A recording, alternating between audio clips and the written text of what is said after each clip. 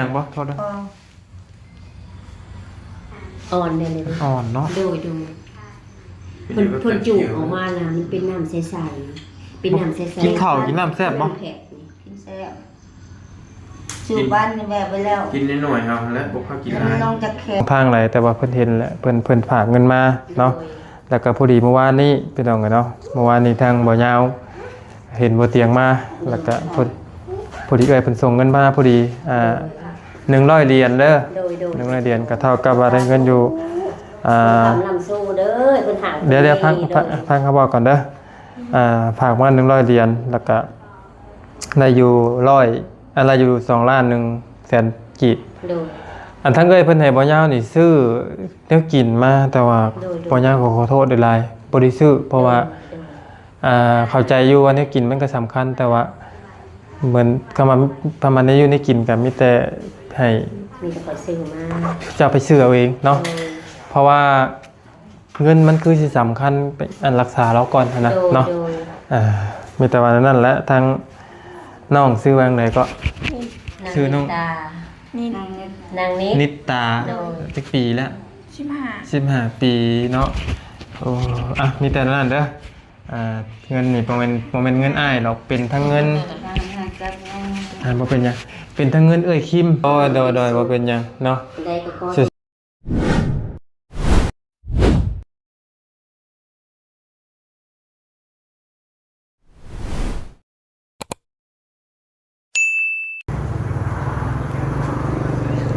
ก็พี่น้องเลยสบายดีเด้อพี่น้องเนาะสบายดีและสวัสดีพ่อแม่พี่น้องเนาะเบิร์ดกุศลสุขคนพี่น้องเลยเนาะยินดีต้อนรับเข้าสู่ช่องของวายาวซาแล้วอีกคือเก่าพ่อแม่พี่น้องเลยเนาะตอนแรงพี่น้องเลยเนาะหลังจากที่วายาวมาเตะพูดแหละพี่น้องมาแต่หาน้องน้อยเนาะกะ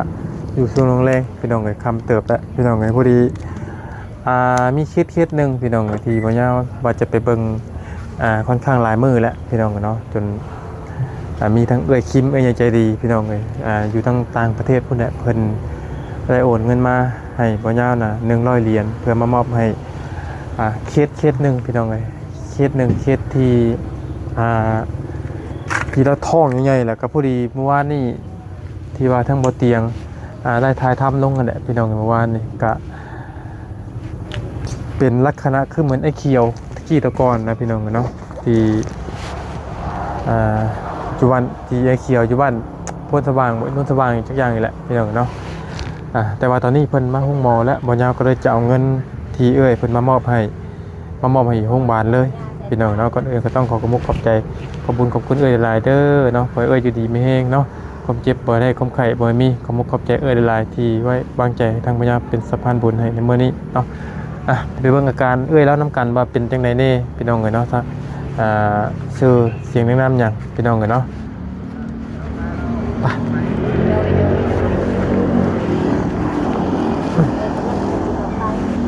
ครับตายพร้อมกันบ่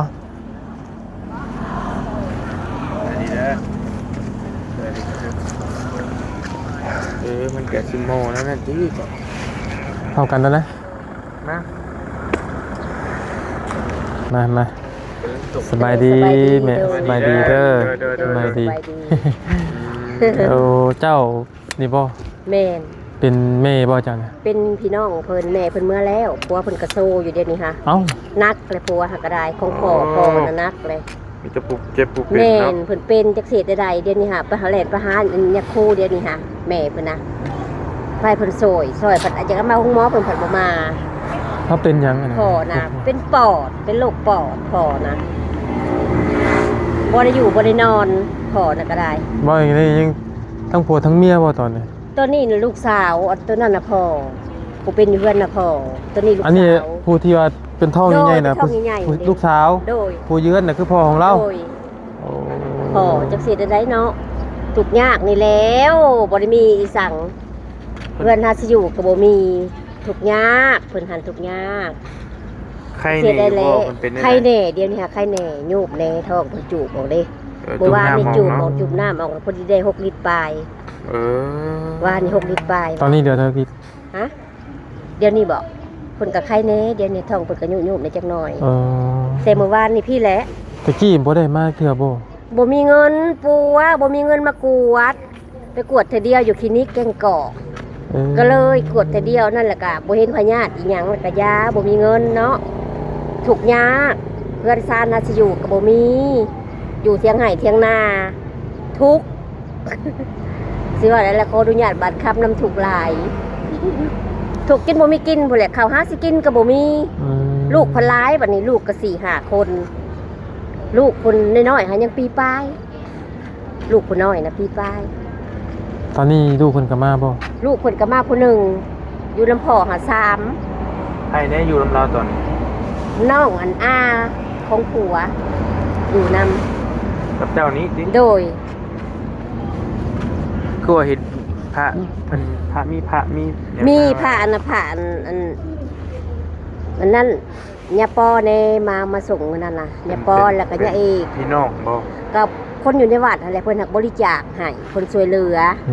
เพิ่นประกาศ ในวันในบ้านท่านเนาะ แม่ เพิ่นประกาศทางโซเชียลเนาะ เพิ่นประกาศทางโซเชียลแล้วก็เพิ่นก็ได้ไล่ล่าเติบเดี๋ยวนี้ประมาณ8-9 ล้านนี่แหละ อืม กำมาปัวนี่แหละ ดีแล้ว โดยเพิ่นมาสวย ดีใจนำดีใจนำ ถูกบุญ สาธุดีแล้วดีใจนำ ดีใจนั่นแหละ ซอยกัน กำมาปัวว่าสิก็ดีใจนำไอ้เตียงทองแน่โจ้บริการแน่มามื้อนั้นนะ อืม มาช่วยเหลือนะบัดนี้หารถไผเวลาเราเป็นละหารถก็บ่มีก็ขอโทษนำไผกระยันตายใส่รถลาวนะ บ่มีพยายามกล้ามาส่ง บ่มีไผกล้ามาส่ง ก็เลยหาอันอาโจนั่นแหละบริการลงศพนั่นแหละ บ่โจ้ เพิ่นมาช่วยบ่โจนะเพิ่นมาช่วย เพิ่นบ่ย่านได้ตอนนั้น ก็สาธุบุญเนาะ เพิ่นบ่ย่านอยู่ได้โจ้ ทำมันสู้แม่น เอ้ย ก็เลยนั่นแหละค่ะไข้แน่เดียวนี่หาทอกคนก็สิแวบๆหน่อยนึง โอ้ เพิ่นว่ามีโอกาสกินยานี่ต่อเนื่องเพิ่นว่ามีโอกาสเศร้า โอ้ เพราะว่ามาไข้ล้างเพิ่นนี่ก็ยังดี ดีแล้วสนะดีล้ว แม่นจังว่าให้ช่วยเหลือทางนี้นะให้ช่วยเหลือในใดก็ขอบุญขอคุณนั่นแหละผู้เพิ่งผู้ใจบุญว่าซั่นซะหั่นนะในใดก็ขอเพิ่งขออีกนี่แหละผู้ใจบุญเนาะ ได้ แม่น เนาะก็ ในใดก็ขอช่วยเหลือนี่แหละจะเฮ็ดได้บ่มี ก็สิเผยแพร่ลงนี่แหละพี่น้อง โดย ทาง YouTube นี่แหละ ใน เนาะ นั่นแหละ ก็บ่รู้ว่าสิได้สำไรเนาะ โดยได้สำได้กะ เป็นกระบอกเสียงกระบอกเสียงวงหนึง แม่นเป็นกระบอกเสียงผู้หนึ่งเนาะติดต่อมากะขอน้ำจิตน้ำใจหั่นละเสียใจและทุกข์ยากอีหลีได้บ่มีกินอีหลีนี่ได้ อืม เที่ยงนากับเที่ยงนานี่น้อยแป้นห่าง เบิดเท่าไหร่แล้วตอนนี้จ่ายค่าหมอ ๆก็ยังบ่เบิดหลายปานใดเบิดอยู่ประมาณล้านปลายนี่แหละหากก็เบิดประมาณล้านปลายหากเพิ่นบ่ให้ขาดยาได้ ออกไปแล้วก็เพิ่นให้กินยาต่อเนื่อง เวลาเบิดยาแล้วก็ให้มาต่อเพิ่นว่านี่หากพยาธิน่ะก็สิสลายไปเองเพิ่นว่านี่ทันหมอนะ อันทั้งไอ้เขียวเด้อเศร้าแล้วบ่ทุกมื้อนี้ปกติแล้วบ่ แม่นก็ยังบ่หายขาดแต่ว่าเราก็อยู่ได้นะ มันดีกว่าเก่าแล้วเนาะ แม่ ดีกว่าเก่าแม่ ก็เวทลาย ก็คิดว่าเพิ่นให้ต่อยาแล้วก็อิงตามแพทย์ตามหมอเพิ่นสั่งเนาะคันว่าสั่งก็ความต้องการมันก็บ่อยากมีก็ขอบริจาคน้ำอัญญาและครูบาเอาในวัดนั่นล่ะเพิ่นเอาเลขบัญชีเพิ่นลงหั่นนะ โดย เพิ่นคนในบ้านแหละอันนี้ก็เฮือนเพิ่นอันนี้ก็วัดอันนี้ก็เฮือนเพิ่นแบบน่าจุกันอยู่กับเพื่อนนะ อืม เพื่อนแม่ แต่เฮือนเราเองน่ะบ่มีอยู่ในเถียงนา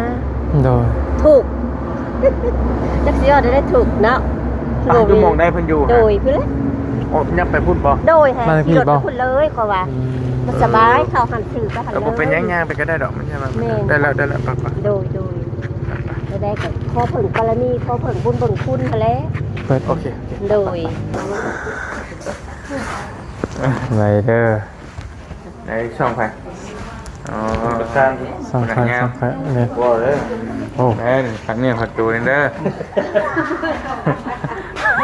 ถ่ายนี่ถ่ายคนที่ตามบ่ ฮะเอากะผักเบิดนั่นแล้ว พันวิวทำไมไว้ได้สิ ผักก็เอาเนาะช่องหมู่บ่ได้เป็นหยังเลยของเฮามันก็ผักแล้วเงินค้ำก็ซอยกันเลยเฮ้ย เออ จกไหมมาโคลายอยู่เนาะเมาเมื่อกี้เนาะ โอ้ครับน่าถึงแล้ว บ่ วะ ซะเลยเฮ้ยอีจวดมาวังใดนี่เมื่อช่วงตู้เมย์ก็ได้เล่น อื มาม ใครอยู่บ่ใครอยู่น้ำมันจะอ่างลายตาก็จะดุว่าเอา แห่ออก2 โล น้ำนั่นก็น้ำร้ายเนาะ เพราะว่ามักขลังมันขับน้ำบ่ได้เฮากินนี่มีต้องไปดูดออกต้องปั้นออกนะว่าเนี่ย กินข้าวได้ ครับมากำลังมาทำงานนะเนาะ แม่นคือเฮานี่มากินเหี่ยวออกเหี่ยวออกแต่ละเหี่ยวอยู่นิดๆหน่อยๆนี่นะประมาณนั้นกินเอาเลยมาเยี่ยมเพิ่นบ่ นี่ครั้งแรก มีหม้อตีบ่ แม่ กับเบิ่งกับแปรอยู่ว่านนี่ปุ้งบ่แบบผู้ใหญ่เขียวเลยมีใครในนั้นเลยติเอาน้ำออกเลยนี่ โดยเอาพี่น้องเลยเขาไปเบิ่งอยู่ในอยู่แล้วเนาะไป อยู่ในสิ โดยแม่บ่เตียนกับมากัน โดย ไปดีเด้อ โดยสบายดี พี่น้องเลยเนาะ เสร็จนอนเป็นมาบางยามกินนี่ร้านปลาย อืม โดยร้านปลายตอนแรกนี่เป็นบางยามกินนี่เพิ่นเข้ามาแล้วเพิ่นก็ออกไปแล้วเอาแพนยาเนาะสบายดี สบายดีอีกรอบหนึงพี่น้องเลยเนาะพอดีมาฮอดเป็นที่เรียบร้อยแล้วพี่น้องเลยเนาะ เป็นจังไดเด้อ เป็นอะไรเด้ ใครนี่อยู่ที่ โดย ลูกเราบอกพูดถึง โดยลูกเพิ่นอยู่เรือนก็3น้อยกว่านี้ปีปลาย ผู้นี่เด้ คนนี้ในคนที่กก ผู้นี่ก็ลูกคือกัน แม่ เนาะ น ลูกปุ้งบ่ ลูกสาวแม่น ลูกก็ถือผ้าเนาะ แม่น เป็นอะไรท้องนะเว้ยใช่บ่ เพิ่นด้วยเพิ่นเลยเลยอันนี้ยังแวบได้นี่ได้ ได้อยู่ที่ ได้บ่เป็นหยังเพิ่นลงอยู่วาน บ่ เป็นบอกว่า โอเค เป็นบอกกินยาแล้วก็หายเป็นบอกบัดยาให้ต่อย เรีย ยาน ดี เจ็บบ่เอ่ยเจ็บบ่ บ่ได้เจ็บก็บ่เจ็บกระบิดกระบอกมันเจ็บ ๆอ่อนได้ได้มือมาตันบิดนะแข็งเลย บ่ได้เจ็บบ่ได้หยังบ่โทษนะ พอ อ่อนได้เลย อ่อนเนาะ โดยเพิ่นจุออกมาน่ะมันเป็นน้ำใสๆเป็นน้ำใสๆ กินข้าวกินน้ำแซ่บบ่ แข็ง กินแซ่บชื่อบ้านนี่แบบไปแล้ว กินนิดหน่อยเอาแล้วบ่เข้ากินห มั ลาน ย ลงจากแขนจากหน้าเด้ นี่ จากคอมันลงจากคอมันลงมาใส่ตรงนี้ อืม นี่จะเป็นบอกกินยาหาย โดย จุกเนาะ แต่ว่าพยายามกินยามันบอกว่าพยายามกินยาได้ลำเบิดแล้วครับมันมาต่อ จักมือได้จะมาเลย 5 วันนี่ มาวันนี้ 2 มื้อ3มื้อนี่แล้ว ตามนี่บอก นี่ อืม 3มื้อนี่แล้ว พกซะแล้วก็ 3มื้อนี่แล้ว พี่น้องเลยเนาะ แม่นเลยอะไรกะขอผู้ใจบุญนี่แหละขอเพิ่งขอเองเลยเนาะยกมือใส่หัวใส่เท้านี่แหละขอบุญขอคุณนำพวกผู้มีใจบุญเนาะ เอ้ยเพิ่นชื่อหยังไงเอ้ย คือใต้ ชื่อไอ้ใต้เนาะ โดย คอย บ้านคนบ้านเหล่าสุริยะเมืองจำพร อืม โดยเมืองจำพรเฮา ลูกจักคนนะลูกเราเนี่ย หา มากกว่า ลูกหาคน เป็น เป็นมาจากปีแล้วเราเป็นมาจากปีแล้ว เป็นมาหากันได้4 เดือนนี้ โอ้ก็ยังบ่ได้โดนปานใดเนาะ โดย ทันอยู่ดอกบ่เป็นหยัง แต่มันไปกวดตะลิดนี่กวดตะลิดนี่ไปกวดแหละผัดหยุดบ่มีเงินกินยานะ คนกัดยาก็บ่ได้สั่งมาเลยเพราะว่ามันบ่มีเนาะถูกหลายนะบ่มีเงินซื้อยาแล้วก็มีแต่ขอว่าผู้ใจบุญเนาะ โดน นำอัญญาเพิ่นในวัดนั่นล่ะ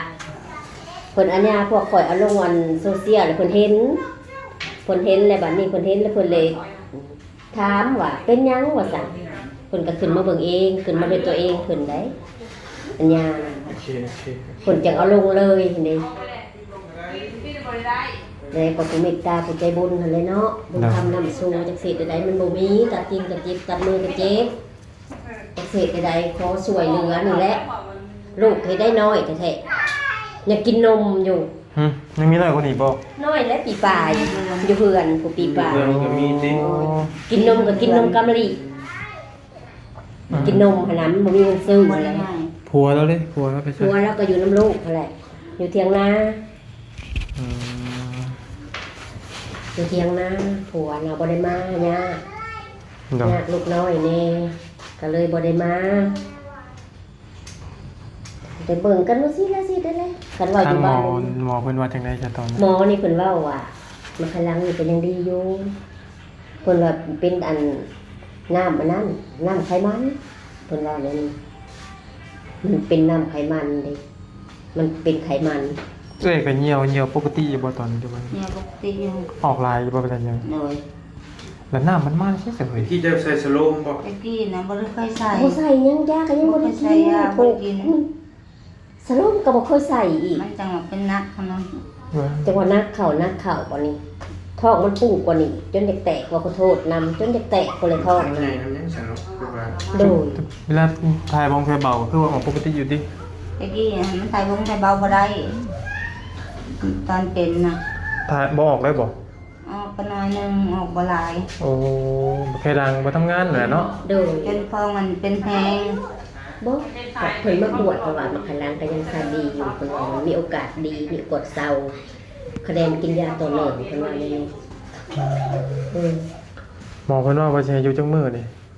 พังเบิ่งเพิ่นติดตามนี่แหละเพิ่นกวดมื้ออื่นนี่เพิ่นกวดปัสสาวะ เอาหน้าออกก่อนค่อยเอาหน้าออก แม่นอันนั้นแหละอยากให้เพิ่นเอาน้ำออกให้อีกเนาะ แม่ แม่น บ่เข้าใจฮ้อน โดย ดู โด ก่อนดูก่อน โดย เมื่อกับเฮาเฮ็ดหยังกันบ่ได้อยู่เรื่องเมื่อ โด กัน ยแม่นนั่นแหละผู้ขาก็ว่าให้อยู่ก่อนให้อยู่ตามติดตามพญาติเนาะ นั่นแหละ เพื่อสิดีนี่มันก็บ่ได้ง่ายมันถึงขั้นนี้แล้ว กดเอาก่อน โดย เอาอันนี้ก็เมื่อบ้านเนี่ยก็สิได้ฮุบกันมาอีกก็ไป โด มาย อีกเด้ แม่นคือ เช้าอีดอกเฮาเคยปัวคนมาอยู่ โดย มีคนเปลี่ยนอยู่แต่ว่า สู้เด้อ แต่ว่าให้เจ้าอดทนนั่นแหละ โดย ต้องอดดูก่อนบ่ฆ่าบ่ใจฮ้อน โดย ดูห้องหมอก่อน โดย ต้องสู้ก่อนเนาะ โดย มันเบิดแล้วแนวคณิงอยู่เฮือนอยู่ซ่านก็แต่ แม่ ว่าน ก็ปล่อยก่อน อันนั้นแหละอธิบายให้เป็นทางเนี่ยเพิ่นมีแต่อยากมืออย่างเดียวขอยเลยว่าบ่ให้มืออะ ผู้คนนั่นแหละคันคนป่วยมาห้องหมอแล้ว แม่น อยากเมื่อผู้คน แม่น ห่วงลูกน้อย ห่วงก็อยากห่วงชีวิตตัวเอง ลูกว่าก็ เข้าใจเข้าใจเจ้าอยู่แม่ อืม มันบ่พยากหน้าหรอกเอ้าเนาะ แม่น เนาะ บ่มีใครอยากมา มันจะเป็นอะไรเลยจ้ะเออ แล้วก็ย่างได้ปกติอยู่บ่ เอาจะเศร้าก่อนพุ่นแหล้ว โดยก็เลยนั่นแหละคิดว่าอยากให้เศร้าอะไรจังอยากให้มือเอาบัดเดียวเฮาอยู่ใกล้แพทย์ใกล้หมอนี่ก็ดีไปแนวนึงคันเป็นอยังมากก็เลยหาแพทย์หาหมอเนาะ เลยมันใกล้ให้อยู่ แม่น เลย อันนี้ผัดไก่ผัดทางกับผัดยากวันนี้ไปบ่ได้มาบ่ได้เด้ ยามฝนใช่ แม่นอันนี้ก็จนได้รถอันไอโจ้บริการนะมาส่ง เห็นอยู่เมื่อวาน โดย ย่างไป เพิ่นก็คือเห็นอะไรเพิ่นจังมาน่ะเนาะหารถก็ยากได้ว่าขอโทษน้ำยันตายใส่รถเขาเจ้าอันนี้ก็จะบ่มาส่ง ได้ มันหลายอย่างหลายกรณีเนาะค เป็น อย จั จะ ง บอกให้ เนาะ เมื่อเป็นอะไรก็ให้หมอติดตามให้หมอติดตามให้เป็นน้ำพญาตินี่นะน้ำนี่นะเวลาจูบออกไปแล้วมันก็ขึ้นมาอีกเนาะแล้วให้เพิ่นจูบอีกครั้งที่สองเนี่ยสิขึ้นมาอีกบ่นะ ต่อขึ้น ขึ้นบ่ ขึ้นอยู่แต่ว่าก็ ขึ้นก็สิมีผ่อนพอผ่อนจักเล็กจักหน่อยพี่เนาะ แต่ก็ใครก็บ่รูดนะ แม่น กินเท่ากับพ่อนๆน้องแน่ละ โดย กินหลาย โดย ก็กินหลายเอาพอดี โดย กันกินให้ชิมนะ โดย ตามแพทย์หมอเพิ่นนั่นแหละเนาะ โดย ตามแพทย์ตามหมอเพิ่นบอกนะ เอาสุดขาดน้ำเพิ่นนั่นแหละ โดยนี่ได้ก็ขอความช่วยเหลือกรุณาผู้ใจบุญนั่นแหละเนาะจักเสียจะได้แล้วเป็นว่าซี่แหละ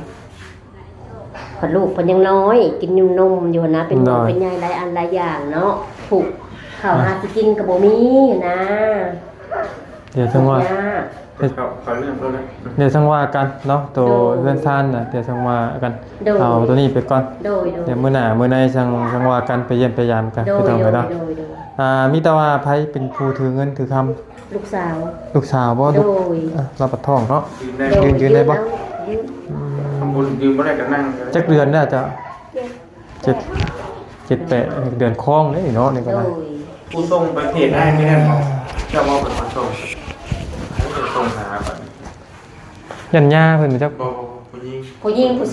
ซุไว้กับข่อยนี่ อืม ไปกับข่อยนี่ มีอยู่คนหนึงส่ง แม่นก็ไปกับข่อยนี่แหละ เอานั่นแหละเพราะว่า โดย มันอย่ามามันสิค่ำสิมืดสิอยู่ที่ยาวเนาะพี่น้องเอ้ย โดย อันน่ะผู้ดีทั้งบ่ยาวมามื้อนี้พี่น้องเอ้ยผู้ดีก็ตั้งว่าแต่โลนนั่นแหละพี่น้องก็รู้เติบแหละเนาะก็ผู้ดีทั้งก็บ่ฮู้ว่าคิมเพิ่นไปเห็นจากช่องทางไหนแต่ว่าเพิ่นเห็นแหละเพิ่นฝากเงินมาเนาะแล้วก็ผู้ดีเมื่อวานนี้พี่น้องเอ้ยเนาะเมื่อวานนี้ทางบ่ยาวเห็นบ่เตียงมาแล้วก็เพิ่น พอดีเอ้ยเพิ่นส่งเงินมาพอดี100เหรียญเด้อ โดย 100เหรียญก็เท่ากับว่าได้เงินอยู่ทำลำสู้เด้อเพิ่นหา เดี๋ยวพังเขาบอกก่อนเด้อฝากมา100เหรียญแล้วก็ได้อยู่อะไรอยู่2ล้าน1แสนกีบ โดย อันทั้งเอ้ยเพิ่นให้บ่ยาวนี่ซื้อแนวกินมาแต่ว่าบ่ยาวขอโทษด้วยหลายบ่ได้ซื้อเพราะว่าเข้าใจอยู่ว่าแนวกินมันก็สำคัญแต่ว่าเหมือนคำว่าประมาณนี้อยู่ในกินก็มีแต่ให้ มีแต่คอยซื้อมา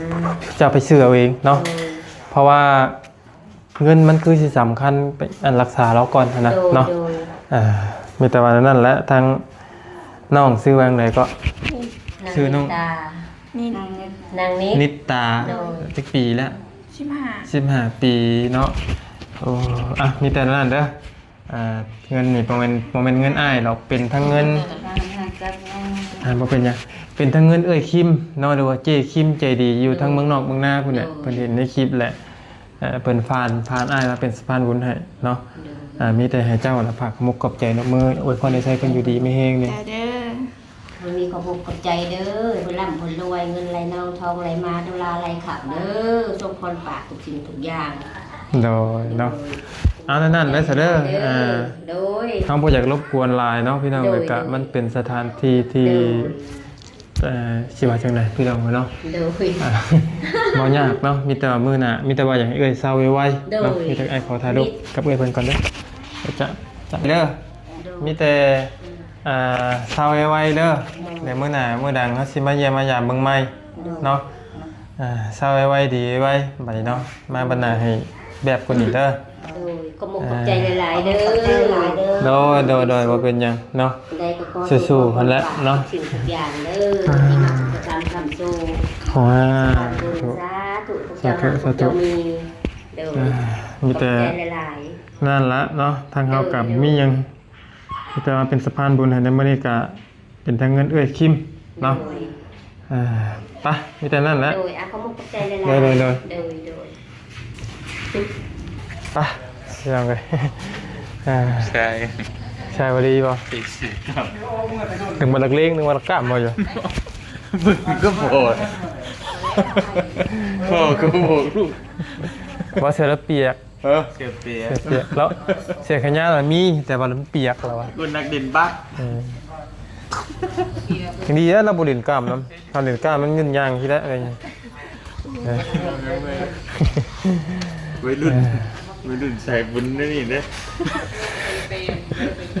กูยังอันนั้นแหละพี่น้องเอ้ยเนาะมีแต่